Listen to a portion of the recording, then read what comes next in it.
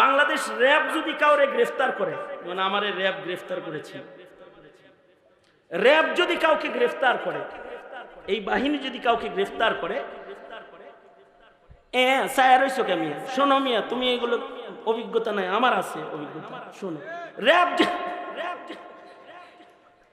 যদি কাউকে গ্রেফতার করে, তাহলে র্যাব কি করে গ্রেফতার করে জানেন? র্যাব কালা চশমা পরায় দেয়। এখানে আইন শৃঙ্খলার লোক আছে, গোয়েন্দা বাহিনী আছে, শুনতেছে সব। আমি তো বুরকার ভিতরে বইয়ে কথা বলতেছি না, ক্যামেরার সামনে বলতেছি। এরা গ্রেফতার করে কি পরায়? কালা চশমা পরায়। কালা চশমার ফজিলত কি? কালা চশমার ফজিলত হলো, এইটা যদি পরানো হয় তাহলে আপনাকে কি মাটির নিচে নেওয়া হইতেছে নাকি আসমানে নেওয়া হইতেছে? আপনি কি দেশে আছেন নাকি ইন্ডিয়া চলে গেছেন? আপনি কি অন্য কোনো দেশে ট্রান্সফার হয়ে গেছেন নাকি নিজের দেশীয় কোনো কারাগারে আছেন, নাকি কোনো অফিসে আছেন, হেড অফিসে আছেন, নাকি কোথাও আছেন? কিচ্ছু জানবেন না আপনি, জানবেন না, কারণ আপনি তো কালা চশমা পরে চলে গেছেন। তবে আমাকে যিনি গ্রেফতার করেছেন তিনি বলে, হুজুর আমি আপনার বয়ানের ভক্ত, আপনাকে আমি উত্তরা হেডকোয়ার্টারে নিয়ে যাচ্ছি, আপনার ভাইকে বলে দিয়েছি সে যেন সকালবেলায় আপনার কাপড় দিয়ে যায়। হুজুর আমরা তো গ্রেফতার করলে কালা চশমা পিন্দাই, আপনি আলেম মানুষ, আপনাকে পড়াইলাম না। আমাকে পড়ায়নি। কালা চশমার ফজিলত বুঝছেন তো? কি তাকায় রয়েছেন কে? বুঝছেন তো?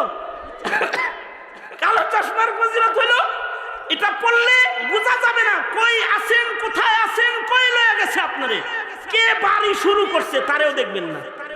বুঝেন নাই কথা?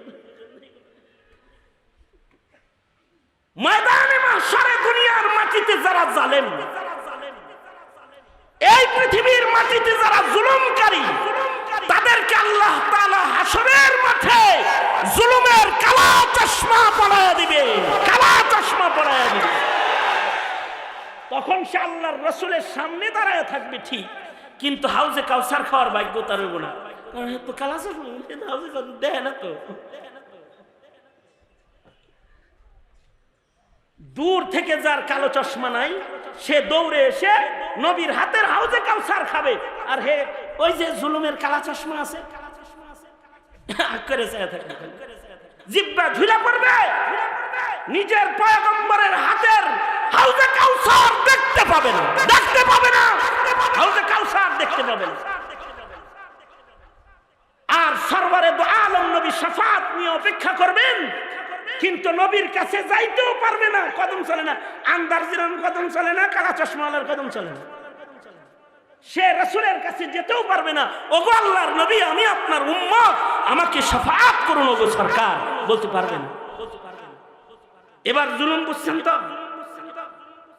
তাকায় রয়েছেন কে? জুলুমটাকে বুঝছেন তো? এখন জুলুম হবে ময়দানে মাহশারের কালা চশমা। সহজ পরিচয়, আল্লাহর রাসূল বলেন আয-যুলমু যুলুমাতুন ইয়াউমাল কিয়ামা। কতটুকু জুলুম করলে কালো চশমা পড়বে? আল্লাহ যদি রাগ হইয়া যায় তো যাররা পরিমাণ জুলুমের কারণেও আল্লাহ তাআলা রাগ হয়ে যায়।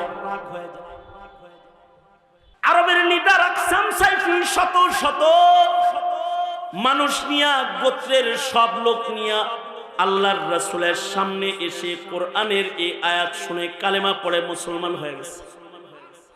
এই কোরআনের আয়াতের ভেতরে আজব অলৌকিকত্ব আছে যে কানে ঢুকলে ভেতরে ফায়দা হয়। এই কারণেই উমর ইবনে আব্দুল আজিজ রাহমাতুল্লাহি আলাইহি এই আয়াতটাকে জুমার নামাজের খুতবায় লাগায় দিয়েছেন। সারা দুনিয়ার জুমার মসজিদে মসজিদে এই আয়াত তেলাওয়াত করা হয় জুমার দিনে খুতবায়, যাতে করে আল্লাহর কালামের এই আয়াতের তাসির মুমিনদের জীবনে পড়ে যায়। খতিবরাও বলতে থাকে ইন্নাল্লাহা ইয়া'মুরু বিল আদলি ওয়াল ইহসান ওয়া ইতাইযিল কুরবা ওয়া ইয়ানহা আনিল ফাহশাই ওয়াল মুনকারি ওয়াল বাগি ইয়াইযুকুম লাআল্লাকুম তাযাক্কারুন। প্রতি শুক্রবার, আজকেও জুমার খুতবায় হুজুররা সব মসজিদে বলেছে এটা। আয়াতের পুরা আয়াতের ব্যাখ্যা বিশ্লেষণ করার নিয়ত করে আমি তিলাওয়াত করি নাই, আমি তিলাওয়াত করেছি এই আয়াতের তিলাওয়াত আবার রাতের বেলায় একটু পৌঁছানোর জন্য। ডেলি তো দিনের বেলায় পৌঁছে, আজকে রাত্রে একটু কানে আয়াতটা দেওয়ার জন্য এই নিয়ত করে আয়াত তিলাওয়াত করেছি। তবে এই আয়াতে যে 6টা কথা আছে, 6টা কথার উপরে আলোচনা করার মতো সুযোগ, সময়, ধৈর্য আমারও হবে না, শোনার মতো ধৈর্য আপনাদেরও হবে না। তবে এর প্রথম কথা যেটা, 6টি কথার একটি কথা, আল্লাহ 3টি আদেশ করেছেন আয়াতে, 3টি নিষেধ করেছেন।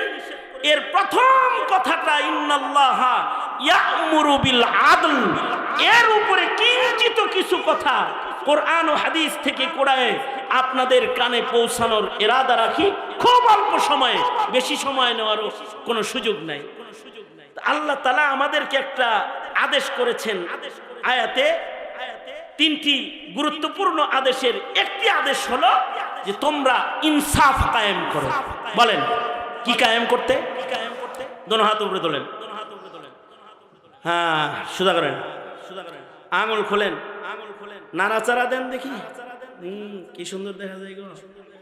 জবান খুলেন তো আওয়াজ করে বলেন সুবহানাল্লাহ। হয় নাই, আরো জোরে আওয়াজ করে বলেন একটু সুবহানাল্লাহ, আলহামদুলিল্লাহ, লা ইলাহা ইল্লাল্লাহ।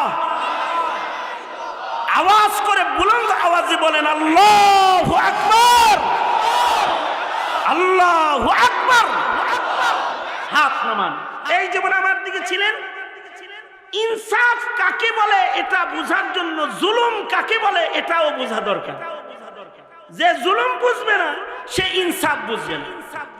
জুলুম বুঝানোর জন্য আমি একটি হাদিস পড়েছি জুলুম বুঝানোর জন্য। জুলুম কাকে বলে? আল্লাহর রাসূল বলেছেন জুলুমের পরিচয় হলো আয-যুলমু যুলুমাতুন ইয়াউমাল কিয়ামা। জুলুম ময়দানে মাহশারে অন্ধকার পর্দা হয়ে মানুষের চোখের সামনে হাজির হবে। এই জিনিসটা বোঝানোর জন্য আমি আপনাদেরকে উদাহরণস্বরূপ নিজের ব্যক্তি জীবনের তাজরিবা পেশ করতেছি। সেটা হলো